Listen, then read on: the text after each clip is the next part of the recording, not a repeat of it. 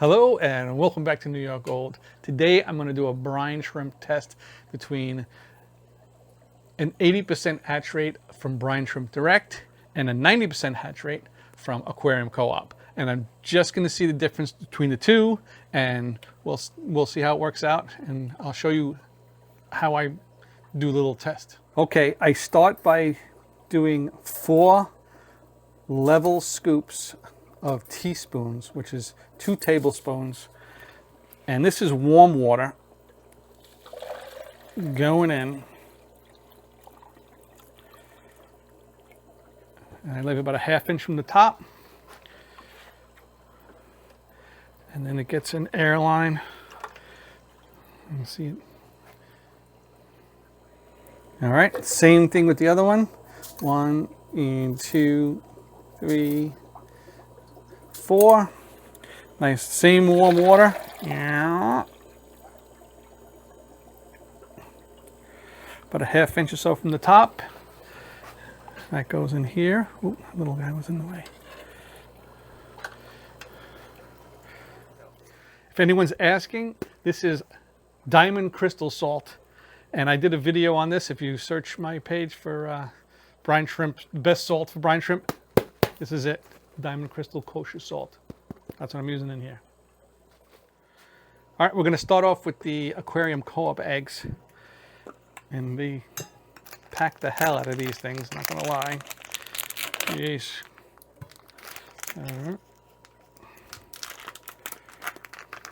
These eggs are like a darker, it looks almost like chocolate. They're definitely different than the Brine Shrimp Direct eggs. So I'm going to do 2 level scoops. And this isn't the scoop that comes with the Aquarium Co-op one. This is the scoop that comes with the Brine Shrimp Direct, because the Aquarium Co-op gives you like a giant bucket. Look at the size of this thing compared to that. And I guess it's good if you want to do a lot. But so this is the scoop that I'm using for both in this experiment. Okay, this is obviously the Brine Shrimp Direct eggs, the 80% hatch rate.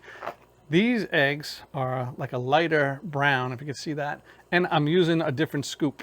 So this way, if there's any eggs stuck on the other one, it's not infecting this bunch. So same thing, 2 level scoops, the Brine Shrimp Direct. And that's a day right there.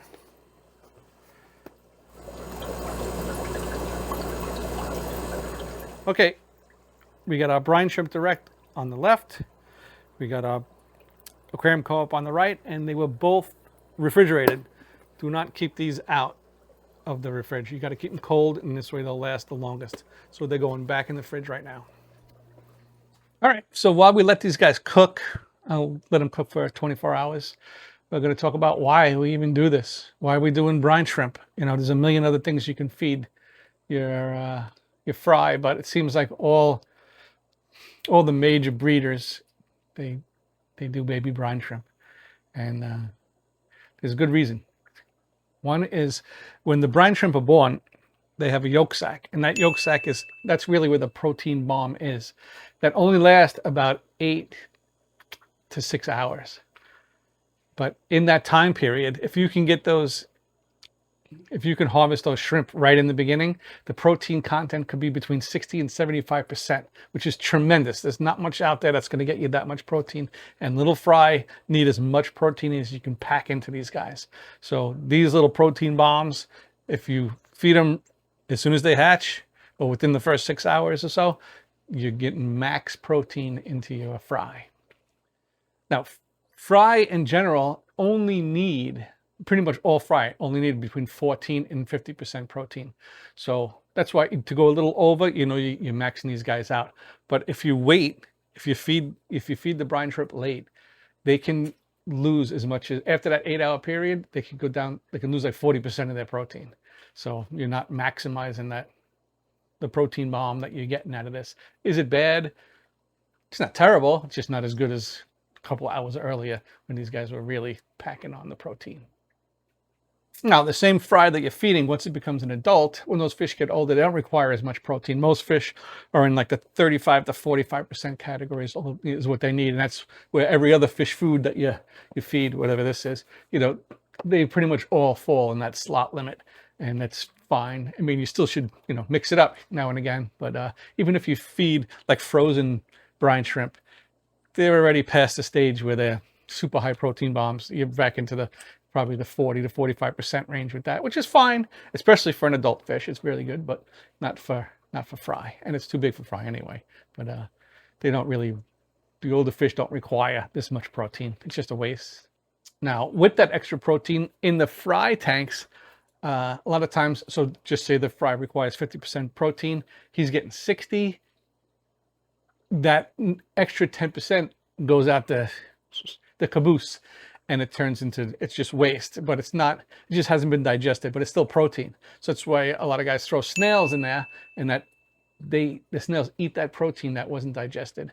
And I believe you're better off with a snail poop in there that's almost like moam-like, rather than that protein turns to ammonia really fast. So you want to get that ammonia out of there. So the best way to do it, throw snails in there. You don't have to. They'll do it for you. Free work. All right, let's talk about these two. We got Brine Shrimp Direct and Aquarium Co-op. Brine Shrimp Direct shrimp are from the Great Salt Lake in Utah, and they provide like 40 to 45% of the world's brine shrimp eggs, or cysts or whatever. And they're you know, everybody knows them. They're pretty popular. Aquarium Co-op gets theirs from Bohai Bay in China. They're another big brine shrimp place, but they're, you know, they're in Asia. There are a lot of similarities between the two, and we should go through that first, see what the similarities are. First, their protein content. Both of them claim, actually one guarantees it, one doesn't matter. They're both around 60-65% protein, and those things can change on conditions or whatever, but that's roughly what you get in 60 to 65% protein and about 20 to 25% fat out of both, which is, it's right what you need. I mean, these are slot numbers. Hatch times, pretty much they're identical, 18 to 24 hours. Once you have the salinity where you want it, where it's right, it's all temperature based after that. This system right here is, I'm gonna think it's 82 degrees. So these will hatch tomorrow in the 24-hour mark, probably earlier, but I'm going to check it at the 24-hour mark, and you'll see we'll have eggs. I promise you. Trust me. Another thing is the size.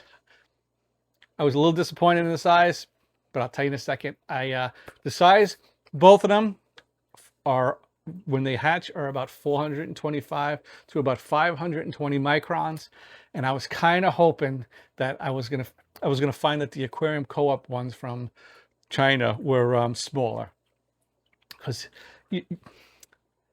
watching guys on YouTube from China, Philippines, and stuff like that, when they're breeding, they some of them claim that they can feed certain fish, certain tetras that they're breeding or whatever, like right away on brine shrimp. So the only way that can be, if you can't do it here and you can do it there, is their food has to be smaller. So I was hoping that Aquarium Co-op's brine shrimp were tinier, and then that would be great. You can feed some fry faster, some fry you just have to wait. You feed them powders and stuff like that until they get on brine shrimp. So I was a little disappointed, but it is what it is. Similarities. Last thing is pollution. Bohai Bay and Great Salt Lake are both highly polluted. So it is what it is. If you don't like pollution, then I don't know what to tell you. They're both arsenic, mercury, microplastics, all that good stuff that you don't want to feed a baby fish is in there. So there's nothing we can do about it. It's just, it is what it is. Luckily, we only have to do it for a couple of weeks until they get onto real food. But do you really want to start your life on that stuff? No, but it just is what it is. They both come from polluted areas. It's bad news. I don't know what to tell you. So, and just like that, it's been 24 hours. So let's take these guys out and see how we did. All right, there they are. And now we're going to give them a little light.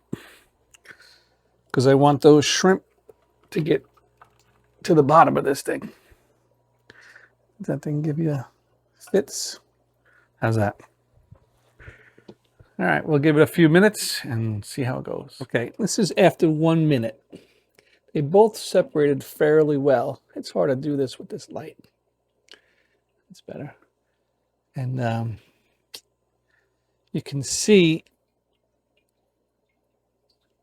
there's a lot of eggs left in the brine shrimp direct one, and there's virtually 0 eggs in the aquarium co-op one. Now, remember, this is an 80% hatch. This is a 90% hatch. But there's definitely a clear difference in the separation. And I'll show you what the difference is right now. The difference is this. You see that? This is all eggs that are, egg shells and unhatched eggs. And it's just, it gets all over the edge of the tank because they never want to, you don't get that. There's 20% aren't hatching, or you get the shells mixed in or whatever. And it's at the end of the world, no, but it's a pain in the neck sometimes. Just it's one more thing you got to clean, You see all that right there? It's even on this. So you can see this is still that chocolatey mocha color, and that's more of a tannish, beigeish color. And let's do a little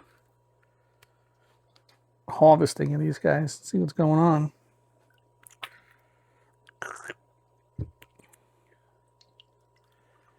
And these are a nice bright orange.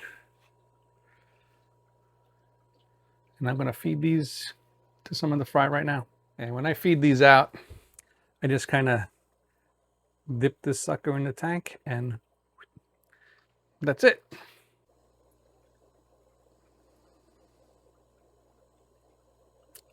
These are cherry bulb fry, if anyone cares.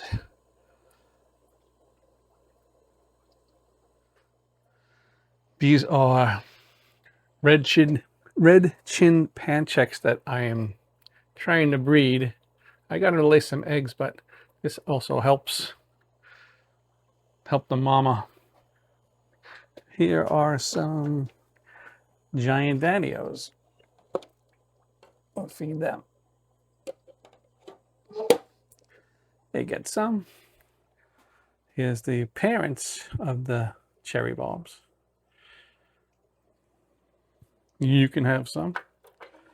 Here are some glow light danios. Let's see. Give them the rest. All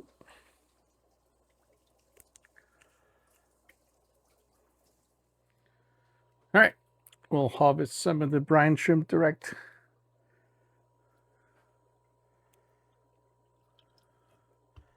Yo, I almost knocked that over. So throw the around. You can run some fresh water in here if you don't want any salt at all, but it doesn't really bother me. And it doesn't look bad. This is this is a good feed out. Yeah, you can see it's hard to see. Let me see if I can get a light. You can see some of the unhatched eggs sitting in there, the brown ones, and that's going to be floating or stuck to the side of my glass by tomorrow. You still have more to feed. These are red-tailed goodeids. These guys love this stuff. What's in here? There's clown barbs in here. There's black ruby barbs. There's black neon tetras. There's cardinal tetras. And we'll go over here. This is my Cory tank, but there's pencil fish in there. And maybe they'll start to breed for me. We'll see. All right, I'll feed the rest of the brine shrimp direct. There's a big bunch left, but see, there's really like 2 days worth of food in here. That's more than enough to go around again, And I just next time can just do 1 scoop, It's just a matter of how much you need to make. Okay, we went through the similarities. Now we got to go through the differences. It's only fair and obvious. The comparison really isn't fair because it's a 90% hatch rate versus an 80, but you can clearly see that the 80% one is around the 80% mark, and you get a lot of eggs and stuff in there. And that could just be the nature of the egg. The ones from China look like they're very rough. They might just inherently float while the other ones sink. So I don't know. It's part of the deal. And is it that big a deal? Some people say, they claim that the fry will choke or die by eating the eggs, and that's not true. I have pictures I'll show you right now of fish digesting eggs in and out. It's not an issue. Has a fry ever died from one? Maybe, but it's not a real problem. And now, it also wouldn't be fair if we didn't bring up the price of these things, because that's where I think the big difference is. And this brine shrimp, this is a 1 pound can, which is 425 grams. Cost me, you can go to Amazon right now and get this for $41. And this, I actually got at an auction, but I paid full price for this. This was, this is $24.99 if you want to get it right now from the Aquarium Co-op. I actually paid $24 at the auction. So I saved $1 and no shipping. So there is shipping with this. If you're a Prime member and you have shipping, then you can get this with free shipping.